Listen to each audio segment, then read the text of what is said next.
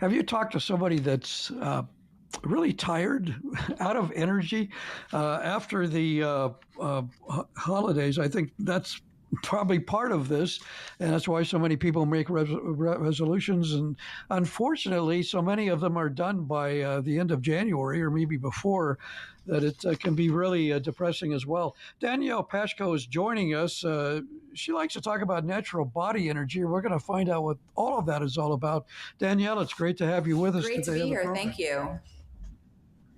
Yeah, first of all, we know that people mentally try to get kind of a big edge into the new year, but so many times these resolutions and things fail, don't they? I see it all the time. People have the best intentions, but unfortunately, they can't follow through, and it's not necessarily their fault. A lot of times, it's just that their goals exceed their energetic capabilities.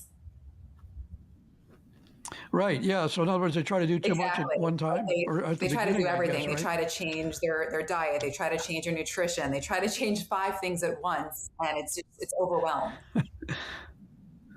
Yeah, and with exercise, that is really apparent. I know I've talked to doctors over the years who said that patients have started these programs and really try to be just too athletic and hurt limbs and all. Oh, definitely. You have to be in the right shape. It's like setting a goal to run a marathon and you don't train, and then it's go time, and you're like, I can't do it because you're not trained. Yeah, right.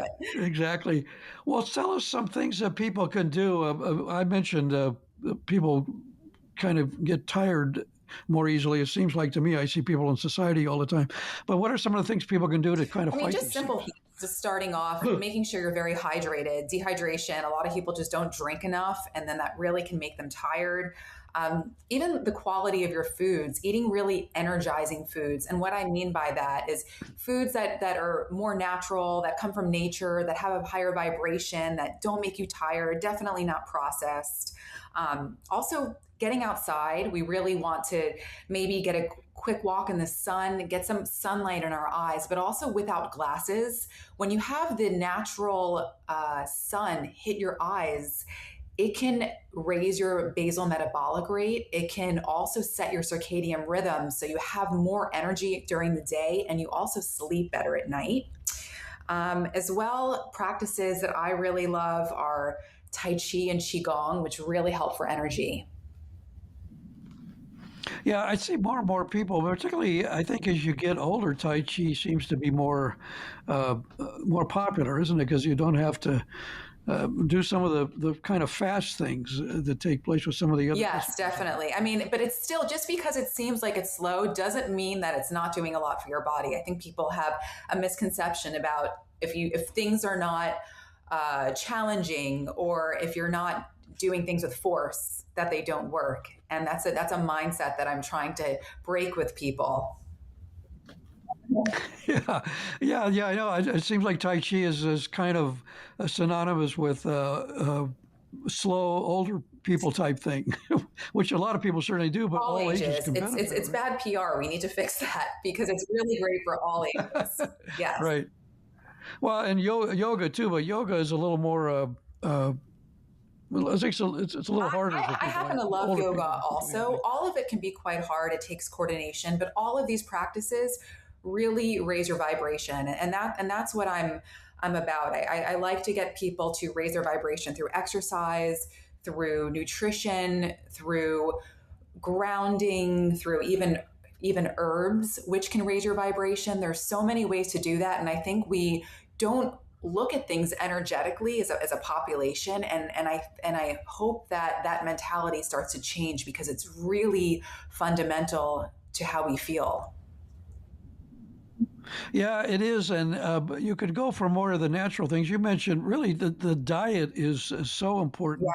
Yes. Getting rid of some of the overprocessed foods, the added sugar, all of those kind of things that lead. We have such a epidemic of diabetes going on in this country, and unfortunately for younger people as well too. It isn't just an old person's No, it's disease a lot anymore. of young people. And I think we need to get back to Yeah. basics. We need to get back to cooking, also buying things at farmers markets if we can, getting our foods at health food stores, really, following maybe more of an anti-inflammatory diet, a lot of fruits and vegetables. If you're going to have fish, have it wild, eat meat sparingly, and really think about foods that give us energy rather than deplete us. And not only with food, but sometimes, listen, in the United States, and unfortunately the quality of our food is not so great. So supplementing is also something that is important for many of us to really achieve the energy that we need. And that's really why I like working with herbs.